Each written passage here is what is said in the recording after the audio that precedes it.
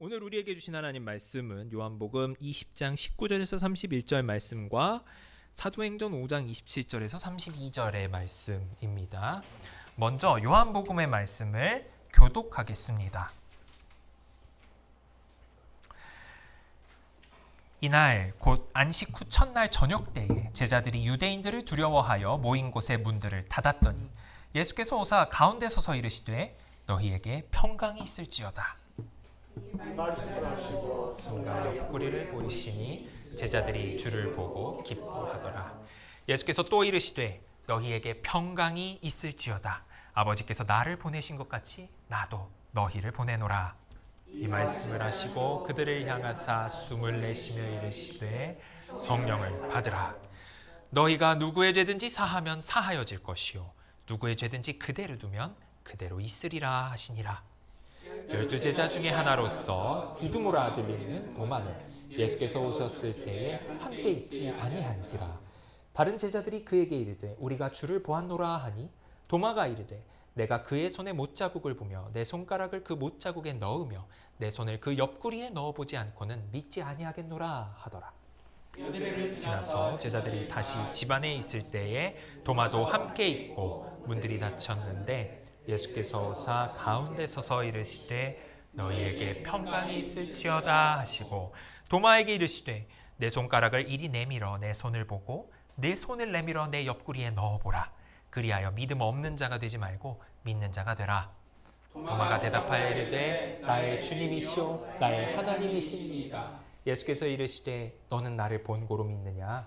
보지 못하고 믿는 자들은 복되도다 하시니라.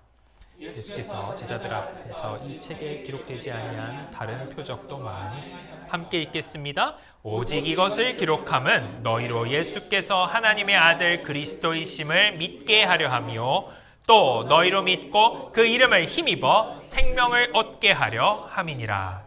사도행전의 말씀 우리 합독해서 다 같이 읽겠습니다.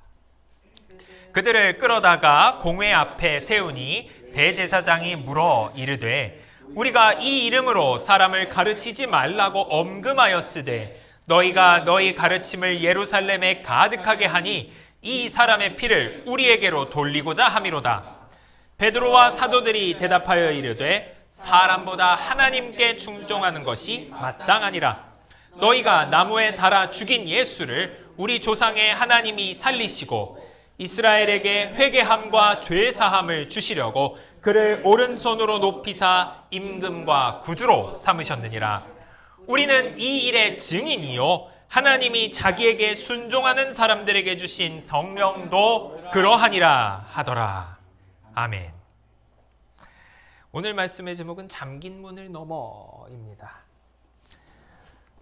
지난주에 우리가 우리 목사님께서 말씀 전해주신 것을 통해서 이 부활의 기적이란 인간의 지성, 인간의 머리로는 도저히 파악할 수 없는 기적, 신비라는 것을 우리가 보았습니다.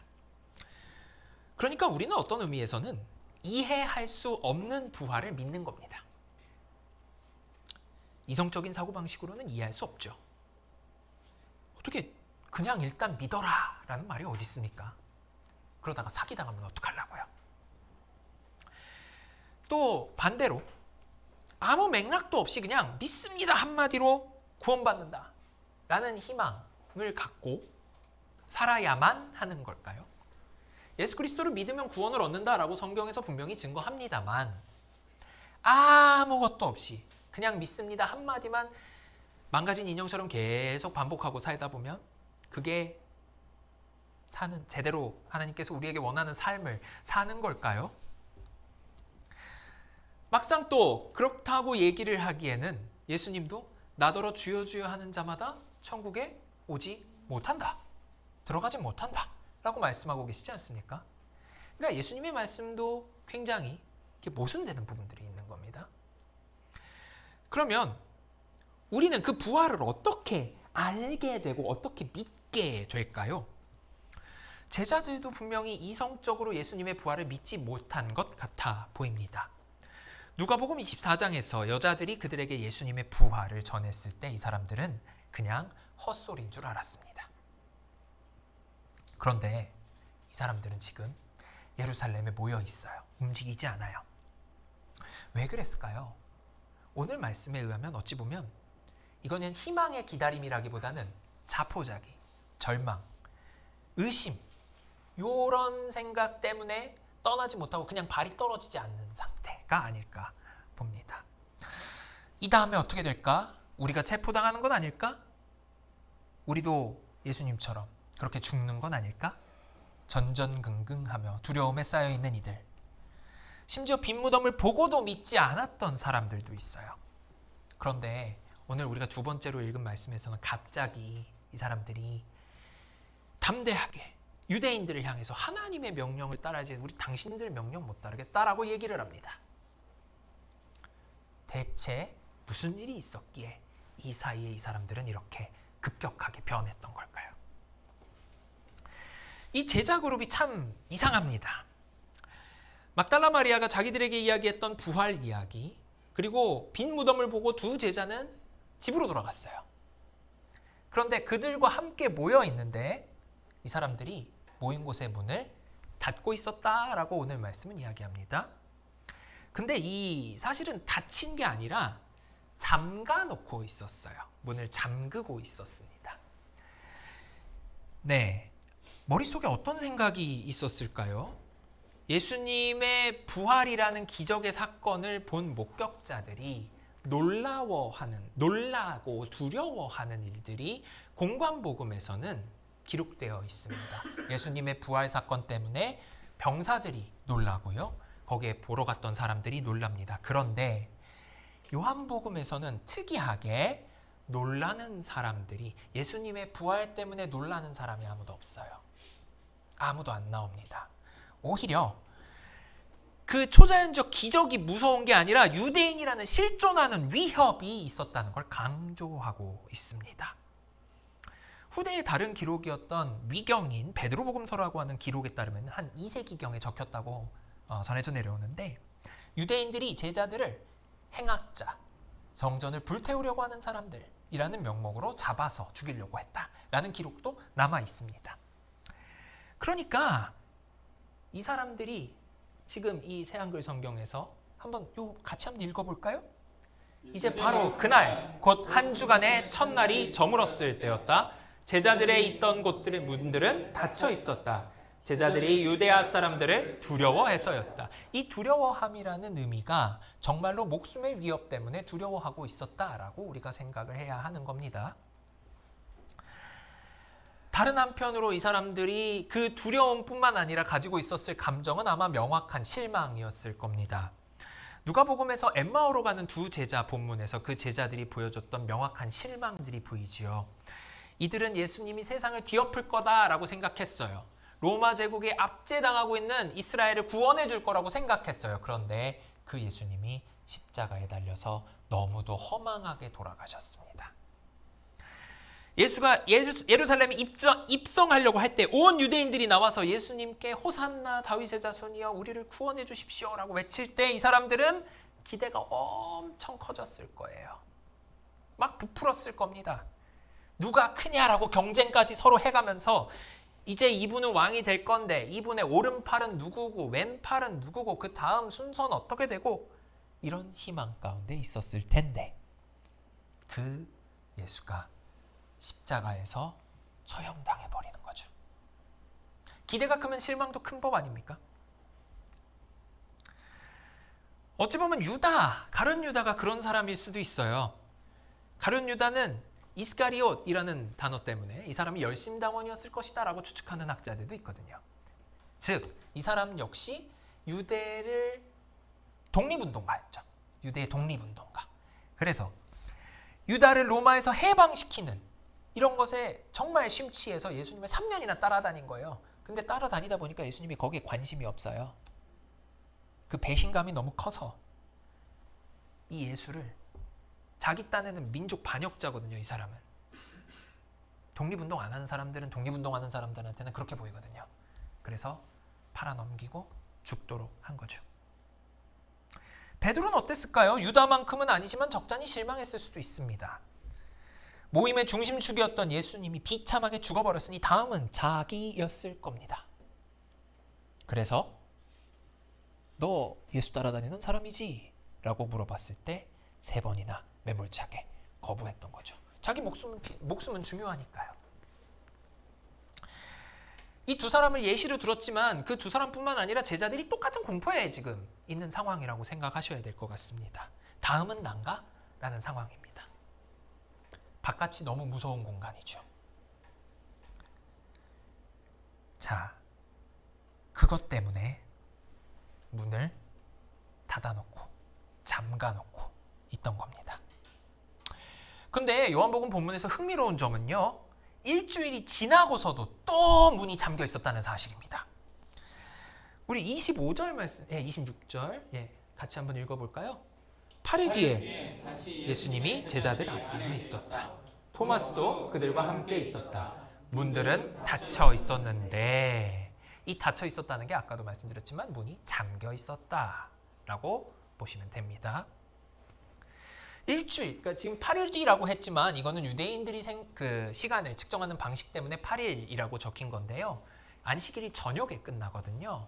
저녁에 끝나서 그 다음 아침이 되면 하루가 지나갔다고 체크를 해요. 그래서 8일 뒤라고 하면 우리 기준으로는 일주일 뒤로 생각하셔도 됩니다. 그러니까 일주일이 지나고서도 문이 여전히 닫혀 있었어요. 그런데 이 8일 사이에 예수님이 한번 왔다 가시지 않았나요? 지금 오늘 말씀에 예수님이 한번 왔다 가셨는데 여전히 문은 잠겨 있었던 겁니다. 도마야 그렇다 쳐요. 토마스는 예수님 못 만났으니까 그렇다 칩시다. 그런데 다른 제자들은 뭐 했냐고요. 예수님 만났잖아요. 10명. 한 명은 죽었고 10명 예수님 만난 거 아닙니까? 그런데도 문을 걸어 잠그고 있어요.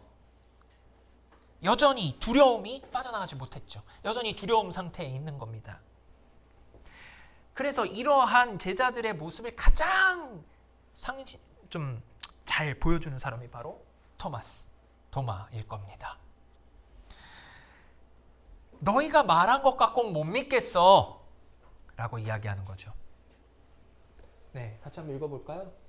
토마스가 그들에게 말했다. 내가 그분의 두 손에서 못 박힌 자국을 보고 내 손가락을 그 못 박힌 자국에 넣어 보아야겠네. 내 손을 그의 옆구리에 넣어 보아야겠어. 그렇지 않으면 절대로 믿지 않을 걸. 절대로 믿지 않을 거다. 굉장히 강조되어 있습니다. 원문에서도 굉장히 강조되어 있어요. 결코 하지 않을 것이다. 얼마나 격정적으로 거부하는지, 그의 실망이 얼마나 컸는지 보여주는 장면이라고 할 수 있겠습니다. 동시에 인간의 이성이라는 것이 얼마나 한계를 쉽게 맞이하는지도 보여주는 것이라고 볼 수 있겠죠. 그러니까 우리는요, 지금 도마가 말한 거는 내가 손으로 직접 해봐야 된다라고 강조하잖아요. 감각으로 느껴보지 않고는 믿을 수가 없다는 겁니다. 이성으로 믿는 게 아니라 이제는 감각으로 믿는 거예요. 그리스 사람들은 어떻게 생각했냐면 감각으로 믿는 게 가장 기본적인 믿음이라고 생각했어요. 감각으로 믿는 것 그 위에 이성적으로 믿는 게 있다고 생각했죠. 영적으로 믿는다는 거는 그 외의 일이고요. 그러니까 이성적으로 믿는 것도 이젠 안 되고 완전 기초 레벨. 내 손으로 만져봐야 되겠다. 감각으로만 믿을 수가 있다. 자기의 모든 신뢰의 체계가 무너져 버린 겁니다. 다시 내 손으로 돌아온 겁니다. 이 제자들의 모습은 외로움과 괴로움 사이에 방황하고 있는 오늘 우리 현대인들의 마음과 크게 다르지 않아 보입니다. 제자들이 어디에 있죠 지금? 방 안에 문 닫아 걸고 모여 있습니다. 세상으로부터 자기가 격리된 거죠. 세상과 자기를 격리시켜 놓은 거죠. 물리적인 장벽만이 아니라 이건 마음 상태를 가리키는 말일 수도 있겠습니다. 도저히 버틸 수 없었을 겁니다. 불안 때문에요. 예고된 박해, 예고된 위험, 예고된 죽음, 이 가운데 이들은 어떻게든 살아야 됐거든요. 살고 싶었거든요. 예수님을 자기들의 눈으로 봤음에도 10명은 말이죠. 그런데 그렇다고 박해가 사라진 건 아니거든요. 예수님은 봤는데 박해는요 살아있거든요. 그 두려움이 있던 거죠. 이게 오늘 우리들하고 조금 연결을 해보자면, 우리는 뭐 이런 박해 이런 거는 조금 덜합니다만, 지금 이 제자들의 마음 상태, 세상으로부터 자기를 격리하고 심지어 서로가 서로 간에 격리를 하고 있잖아요. 너들 말 못 믿겠다. 누구 말 못 믿겠다 해서 서로 격리하고 있어요. 자기 스스로 갇혀 있어요. 이거는 오늘날의 우리 현대인들이 관계성을 상실한 것과 꽤 비슷해 보입니다. 군중 속에 살아가지만 그 군중 속에서도 어느 누구도 믿지 않고 나 혼자 스스로 살아남는 것이 마치 이상적인 사람인 것처럼 여겨지고 있진 않은가요? 그 누구의 도움 없이 자수성가한 사람을 오늘 우리는 굉장히 대단한 사람 취급해 주잖아요. 왜 우리는 문을 닫아 걸고 사는 게 제일 좋은 삶이라고 생각하고 있는 걸까요? 대체 이 사람들은 어떤 일이 벌어졌기에 사도행전에서 보는 이 애프터, 비포 애프터가 너무 다르잖아요, 지금. 이 다른 모습으로 사람이 바뀌었을까요? 자, 애프터 모습 한번 볼까요? 사도행전 말씀이 아마 있죠? 네, 공동번역 개정이라다 보니까 이제 하나님 대신 하느님으로 적혀 있긴 합니다만 다시 말씀드립니다만 하느님이 표준어기 때문입니다. 같이 한번 읽어보시죠. 그들이 사도들을 의회에 데려다 세워놓자 대사자가 이렇게 신문하였다. 예수의 이름으로는 가르치지 말라고 단단히 일러두었는데도 당신들은 어쩌자고 온 예루살렘에다 당신네 교를 퍼뜨리는 거요? 예수의 피에 대한 책임을 우리에게 뒤집어 씌울 작정이요? 베드로와 사도들은 이렇게 대답하였다. 사람에게 복종하는 것보다 오히려 하느님께 복종해야 하지 않겠습니까? 제자들의 모습이 180도 달라졌죠. 지금 누구를 두려워했다 그랬나요? 아까 유대인들을 두려워했다 그랬고 그 유대인들의 제일 대표적인 사람들 중에 하나가 아까 이 대사제 아닙니까? 대제사장. 그런데 이 사람은 갑자기 부활을 당당하게 잡혀 죽을까 봐 문 걸어 잠그고 있던 사람들이 대제사장에게 당신들 말 듣는 것보다 하나님 말씀을 들어야겠습니다. 라고 따지는 겁니다. 이게 어떻게 바뀐 걸까요? 좀 면밀하게 비교해 볼까요? 자, 요한복음에서는 이 사람들이 이래요. 문 뒤에 숨어 있어요. 그것도 문 하나도 아니에요. 문들이에요. 여러 문을 다 걸어 잠그고 있었어요. 그리고 베드로는 예수님을 부인했죠. 나 모른다 그랬습니다. 그리고 예수님이 십자가에 못 박혀 있는 그동안 이 사람들은 침묵했죠. 말을 못했어요. 아무 말도 못했어요. 그리고 사람을 두려워해서 숨어 있었죠. 왜? 고난이 닥쳐올 거니까. 고난을 피했던 겁니다. 그런데 사도행전 5장의 말씀을 가면 어떻게 바뀌냐면 의회의 앞에서 공개된 자리에서 증언합니다. 드러내놓고 합니다. 두 번째, 부인했던 베드로는요 가장 앞서서 고백하는 자가 됩니다. 가장 앞서서 증인이 됩니다. 침묵하던 사람이 증인이 돼요. 나는 증인이다라고 얘기합니다. 그리고 사람을 두려워했던 사람들은 하나님께 순종해야 된다라는 걸로 바뀌어 버렸어요. 그리고 고난을 피하려고 했던 사람들은 고난에 감사하는 사람들로 바뀌었습니다.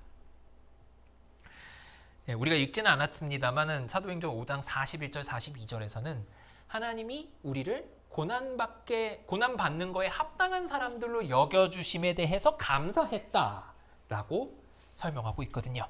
그러니까 고난을 감사하는 지경으로. 그러니까 사람이 완전 바뀐 거예요. 180도.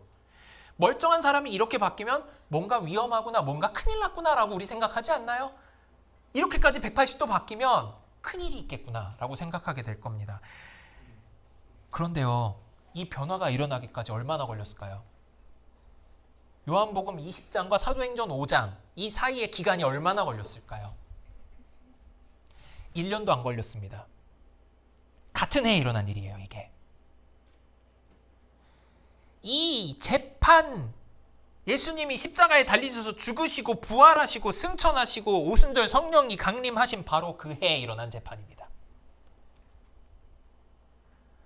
그러니까 어떤 학자들은 이 사람들이 집단 최면에 걸렸다고 하는 것도 이해가 갑니다.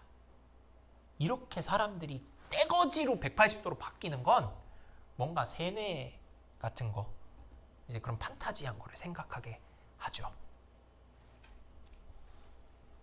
그런데 믿음이라는 것이 들어오고 나서 비포 애프터가 완전히 바뀐 사람들은 이 사람들만이 아니죠. 우리 믿음의 선배들 어떻습니까? 한국교회의 선배들, 주기철 목사. 어떻습니까? 그렇게 순교의 자리로 그렇게 당당하게 나갈 수 있나요? 믿음 때문에 그렇게 됐죠. 손양원 목사, 사랑의 원자탄, 그분 아들들을 죽인 사람들을, 죽인 공산당들을 자기 아들들로 받아들여요. 그게 어떻게 가능하죠? 그건 사람이 180도 바뀐 거 아니면 설명이 안 돼요. 또 이기풍 목사님이라고 계십니다. 처음으로 제주도에 선교를 하신 분인데 그분은 어떤 분이었냐면 동네 건달이었습니다. 선교사, 평양에 살던 분이었는데 평양 선교사 언더우드 부부가 평양으로 선교하러 왔을 때 이 서양 도깨비들 빨리 나가라고 돌을 집어던졌던 사람이에요. 바로 그 사람이 제주도에 선교를 하다가 순교하시는 분이 됩니다. 사람의 일생을 거쳐 바뀐다고도 하지만 이런 식으로 극적으로 바뀌는 경우도 있는 거예요. 성경에서도 있지 않습니까? 사도 바울이요. 대체 뭐가 일어났길래? 자, 이거를 한번 오늘 보도록 하죠. 우리가 일단 알고 있는 거는요, 부활을 우리가 스스로 믿는 건 불가능하다는 겁니다. 제자들도 보여줬듯이 예수님을 3년이나 따라다녔지만 예수님이 죽고 부활해야 된다라고 3번을 얘기를 했음에도, 들어놓고서도 부활하셨다 그랬는데 안 믿어요. 헛소리 하는 줄 알아요. 자, 그러면 요건 뭐냐면 우리가 인간적 능력 가지고는 부활을 못 믿는다는 얘기입니다. 예수님을 3년을 따라다녀도 안 될 거면 우리가 교회, 죄송한 말씀입니다만 모태신앙으로 태어나서 죽도록 인간적인 능력 갖고는 예수님을 믿을 수가 없다는 것과 동일한 얘기입니다. 그럼 어떻게 해야 되는 걸까요? 어떻게? 첫 번째는 하나님이 먼저 보여주신다는 겁니다. 말하기 전에 보여주세요. 예수 그리스도의 부활을 전하게 된 이 사람들의 공통점은 뭐냐면 주님을 그들이 찾아낸 게 아니라요, 주님께서 그들을 찾아냈다는 점이 공통점이 있습니다. 요한복음 20장 14절과 19절 말씀. 자, 14절은 막달라 마리아에 대한 이야기고요, 19절은 제자들에 대한 이야기입니다. 같이 한번 읽어보죠. 이 말을 하고 뒤로 돌이켜 예수께서 서 계신 것을 보았으나 예수이신 줄은 알지 못하더라. 이날 곧 안식 후 첫날 저녁 때에 제자들이 유대인들을 두려워하여 모인 곳의 문들을 닫았더니 예수께서 오사 가운데 서서 이르시되 너희에게 평강이 있을지어다. 아멘. 예수님이 은근슬쩍 와 계셨어요. 야 하고 말 걸지도 않고요, 은근슬쩍 와 계셨습니다. 막달라 마리아가 울고 있는 와중에 그냥 앞에 서 계셨어요. 제자들이 믿지 못하고 두려워하는 와중에 그냥 가운데 나와 계셨어요. 은근슬쩍. 좀 말 좀 해주시지. 그럼 우리가 좀 쉽게 믿겠는데. 근데 예수님은 말씀 없이 그냥 오셨어요. 찾아오신 겁니다. 하나님이 다 알고 계신 거죠. 우리가 기적을 눈으로 보고도 믿지 않으리라는 걸 알고 계셨던 거고, 끝까지 의심할 거라는 것도 알고 계신 거죠. 우리가 성경의 기록을 단순히 소설처럼 생각하기 쉽거든요. 역사책처럼 생각하기 쉽거든요. 성경의 인물들이 한 행동은 마치 위인전에 위인이 한 행동 같거든요. 그냥 그 행동으로 미화시켜버리고 우리는 똑같이 할 수 없다라고 그냥 지레 겁먹고 포기하거든요. 그게 도마의 자세 아닙니까? 내 눈으로 안 보면 못 믿겠어. 끝끝내 거부하는 사람들. 그 사람들을 위해서 예수님이 어떻게 하셨습니까? 잠긴 문을 넘어 오셨습니다. 물리적인 문을 그냥 넘어 오셨어요. 문이 잠겨 있는데 그냥 들어오셨어요. 예수님의 그 부활체의 신비로움 뭐 그런 것도 있겠습니다만 일단 예수님이 원하셨으니까 들어오셨겠죠. 그 잠긴 문을 넘어오길 원하셨던 겁니다. 그들의 닫힌 마음의 장벽도 넘어가고 싶으셨던 거죠.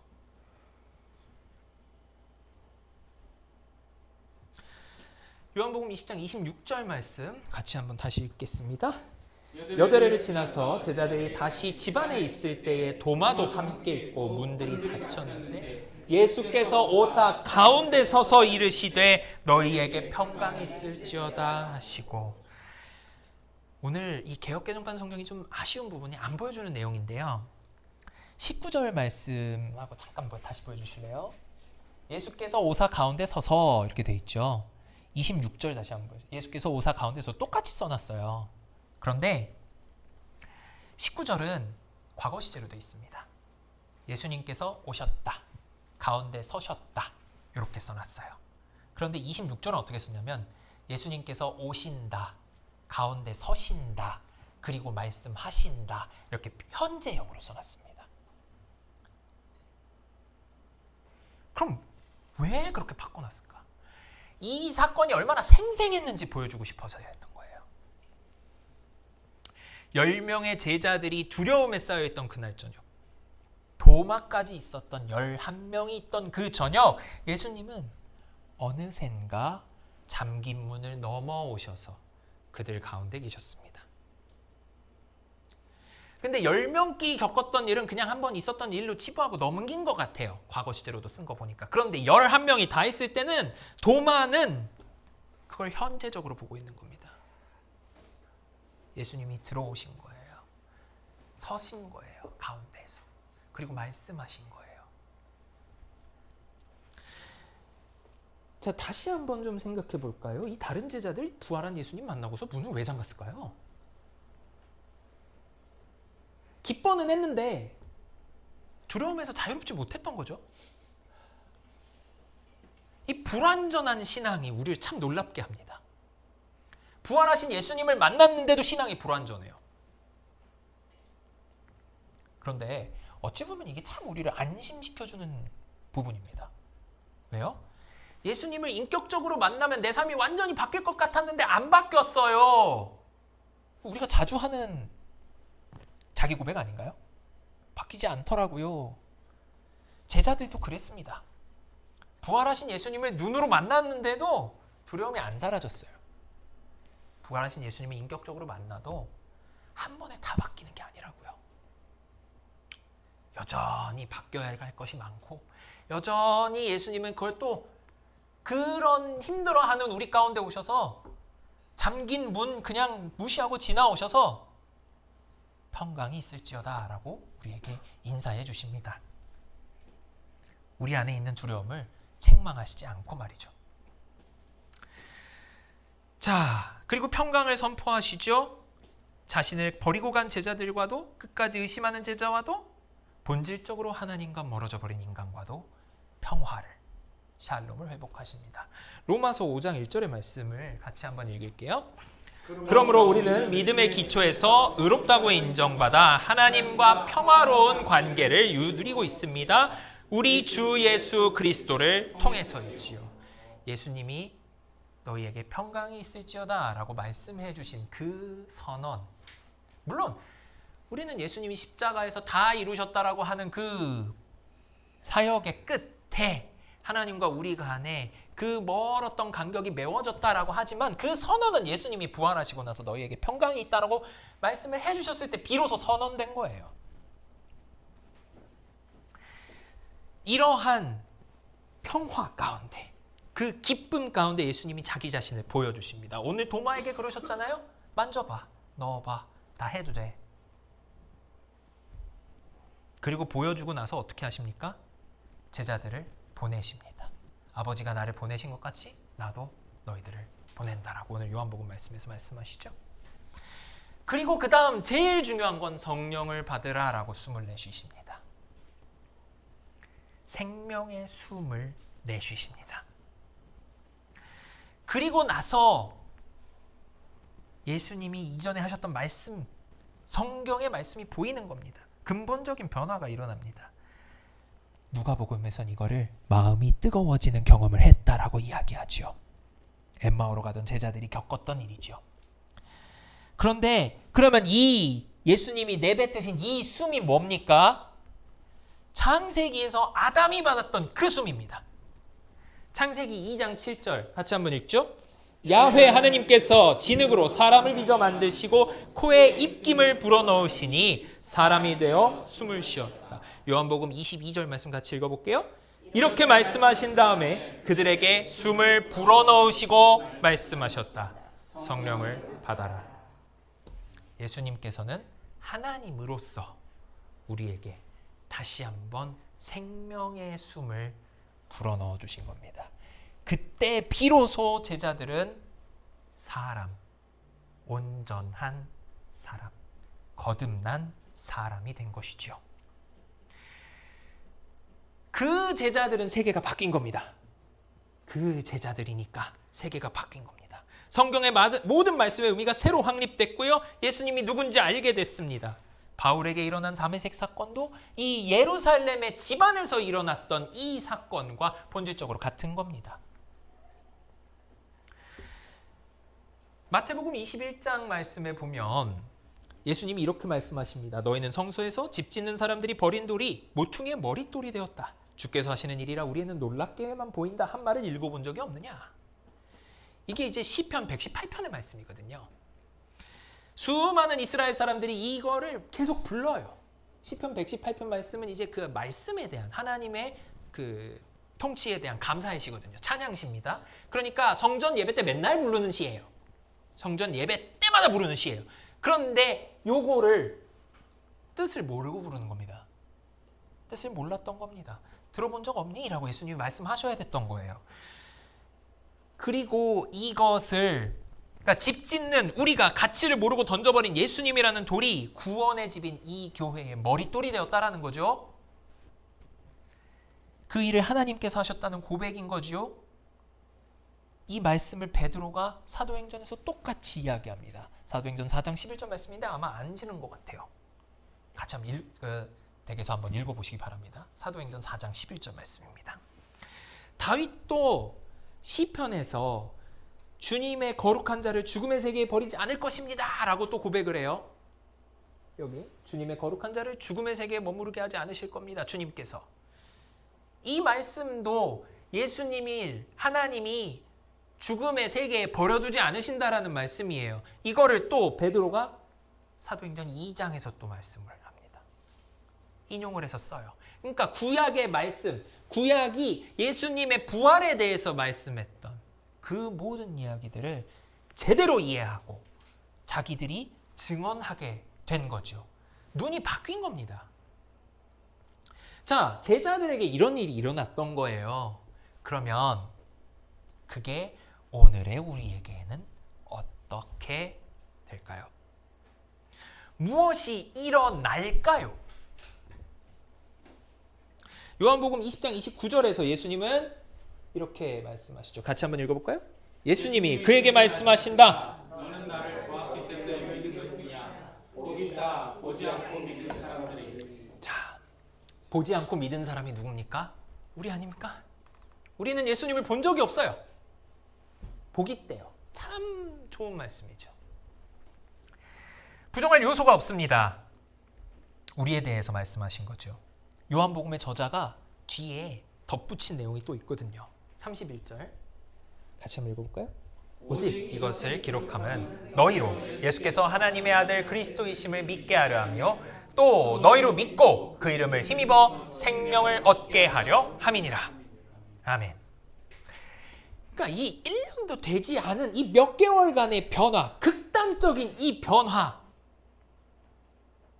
우리에게 무엇을 가르치나요? 부활하신 예수 그리스도께서 바로 우리의 잠겨있는 마음, 잠겨있는 우리의 상황, 우리의 실존적인 우리의 이 상황에 찾아오시고 우리의 잠겨있는 문을 무시하고 들어오셔서 문을 열어버리시고 성령을 주시고 우리를 증인으로 만들어서 내보내신다는 사실입니다. 우리는 두려움과 의심의 문, 거기에 더해서 욕심의 문까지 여러 겹으로 쌓아서 문 걸어 잠그고 안에 틀어박혀 있어요. 하나님이 왜 나에게 이런 복을 주시지 않을까? 누구는 더 많은 복을 주셨다는데 삐져가지고. 근데 뭐 그렇게 원망할 수 있죠. 하나님이 진짜 아버지면 그런 원망도 들으셔야지. 그 돌아 앉아 있는 우리에게 예수님은 오셔서 그 문을 무시하고 들어오셔서 그냥 서 계십니다. 그냥 서 계세요. 그리고 우리에게 이렇게 말씀하십니다. 너희에게 평강이 있을지어다. 그리고 나서 우리에게 성령을 주십니다. 이 성령은 우리 안에 계시면서 스스로 증언하시죠. 증인의 역할을 수행하시는 게 하나님이 먼저 하신다는 것을 우리에게 또 보여주고 계시는 겁니다. 예수님은 자기 자신의 몸을 보여줌으로써 증언하셨고 성령은 우리 안에서 끊임없이 말씀하시면서 또 증언하시는 거고요. 요한 1서에서는 그래서 이렇게 말씀합니다. 같이 한번 읽어보죠. 그는 물과 피를 거쳐서 오신 분인데 곧 예수 그리스도이십니다. 그는 다만 물로써 오신 것이 아니라 물과 피로써 오셨습니다. 성령은 증언하시는 분입니다. 성령은 곧 진리입니다. 증언하시는 이가 셋인데 곧 성령과 물과 피입니다. 이 셋은 일치합니다. 물과 피로 오신 예수 그리스도와 성령이 일치된 말씀을 하신다는 거예요. 예수가 부활하셨다. 예수가 너희를 구원으로 이끄신다. 너희를 평강을 주신다. 이 말씀을 우리 안에서 성령이 끊임없이 하신다는 이야기입니다. 자, 그러한 평강을 허락받은 우리, 그러면 제자들이 그랬던 것처럼 우리는 담대하게 증언할 수 있게 될 겁니다. 이를 위해서 하나님이 우리에게 확신을 더하실 겁니다. 우리를 사랑하셔서 우리를 해방하셨다라는 과거, 사명을 계속 알려주실 거예요. 요한계시록 말씀에서는 이렇게 이야기합니다. 우리를 사랑하사 그의 피로 우리 죄에서 우리를 해방하시고 그의 아버지 하나님을 위하여 우리를 나라와 제사장으로 삼으신 그에게 영광과 능력이 세세토록 있기를 원하노라. 아멘. 우리를 사랑하셔서 우리를 해방시키셨습니다. 그래서 우리를 나라와 제사장으로 삼으셨대요. 이거는 해석을 나라와 제사장으로 해도 되고 제사장 나라로 해도 된다고 합니다. 그러니까 제사장 나라로 삼으셨다고 하면 우리가 이스라엘이 됐다라는 의미지요. 그런데 우리 사명 갖고 버틸 수 있던가요? 사명은 목표는 될지언정 우리를 버티게는 안 해줘요. 사명이 우리를 짓누를 때가 있잖아요. 우리가 그만큼 연약한 거죠, 사실. 성령을 우리에게 주셨기 때문에 우리는 사명을 버텨낼 수 있어요. 견뎌낼 수 있어요. 하지만 우리 또 삐져가지고 성령님한테서 돌아앉잖아요. 그리고서 계신 줄 잊어버리잖아요. 그래서 하나님은 하나 더 주십니다. 그럴 거 알고 하나 더 주십니다. 궁극적인 승리라는 소망을 주십니다. 천국 소망을 주시는 거고 결국은 우리가 악의 세력, 마귀의 세력을 그리스도께서 이미 이기셨고 끝에 이겨내실 거라는 것. 그리고 우리가 하나님이 주시는 그 새 예루살렘, 하나님과 영원히 함께 살 것이라는 부활의 소망을 같이 주십니다. 계시록 1장 7절과 8절의 말씀 같이 한번 읽겠습니다.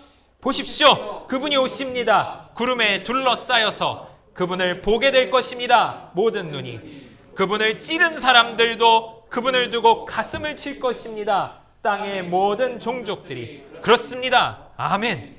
나는 알파와 오메가다 하고 주 하나님이 말씀하십니다. 주 하나님은 이제도 계시고 전에도 계셨고 오시는 분이십니다. 전능하신 분이십니다. 아멘. 관계가 단절된 우리, 삶에 지치고 낙담한 우리, 마음의 문 닫아 걸고 절망하고 있는 우리에게도 예수님은 찾아오십니다. 찾아오셔서 우리에게 평강을 선포하시고 희망을 주시고 성령을 부어주시고 사명을 주실 겁니다. 이 사명이 바로 하나님이 예수님을 보내셨던 그 사명입니다. 물론 구체적으로 어떻게 될지 모릅니다. 각각의 쓰기 제일 좋게 보내실 테니까요. 그래서 우리 뭘 해야 되냐? 우리 안에 하나님이 예수님께서 주신 성령님을 믿어보는 겁니다. 믿어보는 거예요. 성령님이 우리로 하여금 믿게 만드시는 분이니까 우리는 그냥 성령님을 믿어보는 겁니다. 그러니까 지금 우리에게 필요한 거는요, 성령님을 믿어보는 것. 우리가 앞으로 나서서 일하겠다고 나서는 거 말고요, 성령님께서 하실 거라고 믿고 뒤로 물러나는 겁니다. 닫아 걸려있는 문은 예수님이 이미 뚫고 들어오셨어요. 성령님을 믿을 때, 받았을 때 비로소 사도들은 담대하게 예수 그리스도의 부활을 증거했죠. 우리도 성령님을 믿어보고 간절히 사모하고 그분을 기다려봅시다. 지금 은혜 받기 딱 좋을 때고요, 구원의 계절이 지금 찾아온 겁니다. 같이 기도하겠습니다.